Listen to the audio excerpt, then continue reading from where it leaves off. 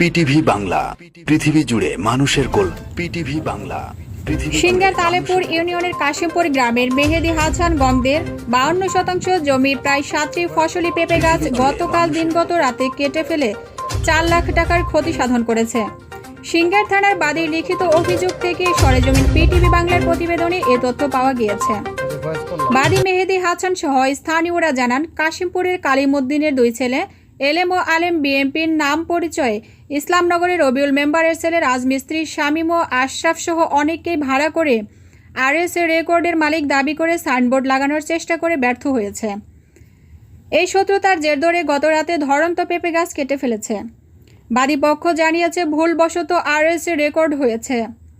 আমরা RS record সংশোধন চেয়ে মানিকগঞ্জ আদালতে মামলা দায়ের করেছি। লিখিত অভিযোগ পেয়ে সিংগার থানা হতে সরেজমিন তদন্ত করে এসেছে। এ বিষয়ে মামলার তদন্ত কর্মকর্তা এসআই মোত্তালিবকে জিজ্ঞাসা করলে তিনি জানান, তদন্তের জন্য জমির মালিকানা দাবি করার উভয় পক্ষকে জিজ্ঞাসাবাদ করে আইনগত ব্যবস্থা গ্রহণ করব।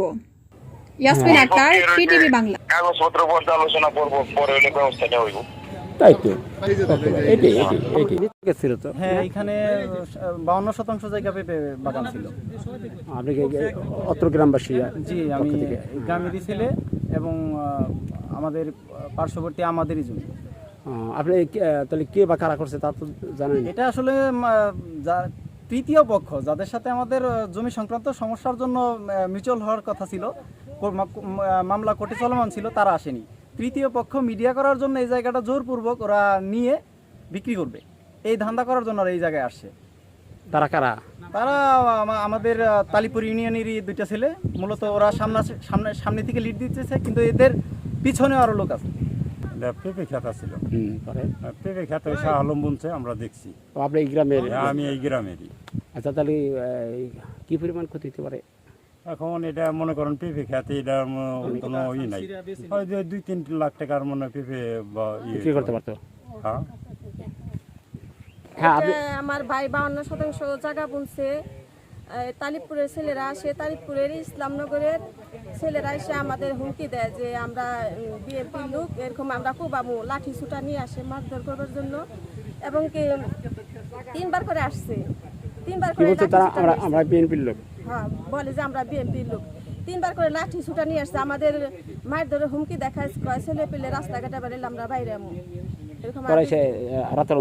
এরকম রাতের অন্ধকারে এসে পেঁপে গাছ কাটে গেছে।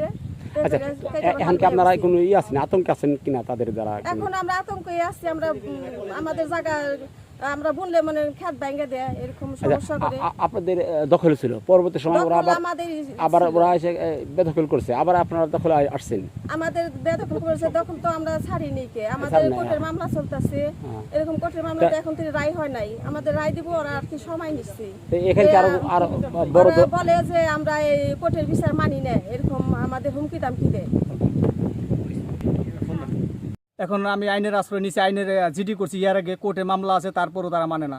তারা আমার ক্ষেতের মধ্যে আমার হামলা চালাইছে। এই আপনি কি দখলে ছিলেন? আমার দখলে, আমি ক্ষেত আমি চাষ করছি, আমি পেঁপে বুনছি, 3 বছর ধরে পেঁপে চাষ করি এই ক্ষেতে, রানিং পেঁপে ক্ষেত। আমার বিচুন পেঁপে প্রত্যেক জমি, প্রত্যেক সম্পত্তি আমাকে, প্রত্যেক সম্পত্তি। জি। আচ্ছা, কে বা কারা এটা করছে? আশরাফ, শামীম, এলিমুদ্দি, আলেমুদ্দি। এখন ষড়যন্ত্রে এই সবটিতে লোক করছে। কি ওদের কি দাবি? তাকে দাবি হলো, আমার বাপের হলো 4 পাখি জায়গা, তারা পুরাটাই চায় আমাকে নামে। আমাকে 104 কাতে আমার বাপে বিক্রি করছে 52, আরো 52 আমাকে জায়গা। এই 52 জায়গা আমি চাষবাস করে খাই। ওরা এসে আমার খেতে যে হামলা দিছে, আমার পেঁপে খেত 52 ডিসিমিল জায়গা পেঁপে। রাতে না দিনে? রাত্রে। ক্ষতি হয়েছে তো আপনার? ক্ষতি মনে 4 লক্ষ টাকার ক্ষতি হয়েছে। 4 লক্ষ টাকা ক্ষতি সাধন।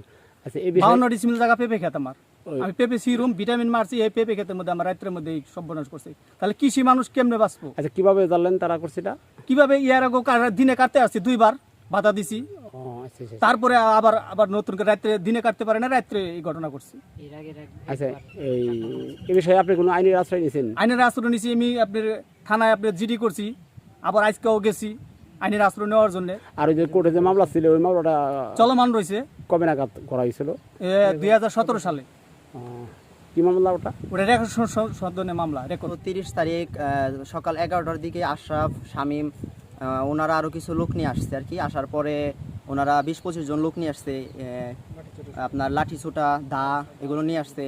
আসার পর আমি আসলাম এখানে, আমার মামা বাসায় থাকে না, মামার বাসায় ছিল না বা আমাদের বড় কেউ ছিল না, যেহেতু আমি আসলাম।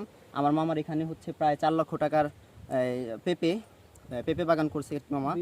তো এই জায়গার মধ্যে ধরন্ত পেঁপে গাছগুলো কাটতে আসছে আশরাফ, শামীম। তো আমি বললাম যে ওরাই দুজন হচ্ছে মেন, আরও মানুষ ছিল, ওদের নাম আমি জানি না। তো আমি বললাম যে মামা এগুলো তো আপনার ধরন্ত পেঁপে গাছ, এগুলো কাটবেন না, আর এই ক্ষেত নিয়ে মামলা চলছে, আপনি তো ওইভাবে করতে পারেন না মামা। তো তখন আর কাটে না, এই তো কথাটা ওই দিন। হ্যাঁ, তাহলে মামা আপনি কাটবেন না, আর এটার জন্য আইন আছে, আপনি আইনের মাধ্যমে আসেন। পরে পরে কি হয়েছে? তো উনি আরো হুমকি দামকি দিল। এর আগে আমার মামাকে বাজার থেকে মারার থ্রেট দিছে, আরো অনেক কিছু, মানে আমাদের নানান আচ্ছা, ওই দিন কি ঘটলো? হ্যাঁ, ওই দিন ওনারা সবাই মিলে আসলো। তারপর আমি ওনাদেরকে ভালো করে বুঝালাম যে মামা আজকে আপনি মানে ধরন্ত পেঁপে গাছগুলো কাটবেন, আপনি 2 দিন সময় দেন, আপনি এইভাবে তো কাটতে পারেন না। দিনই কাটে না, এবার রাতে কাটছে। হ্যাঁ। আপনার পিটিভি বাংলা, পৃথিবী জুড়ে মানুষের কল্যাণ।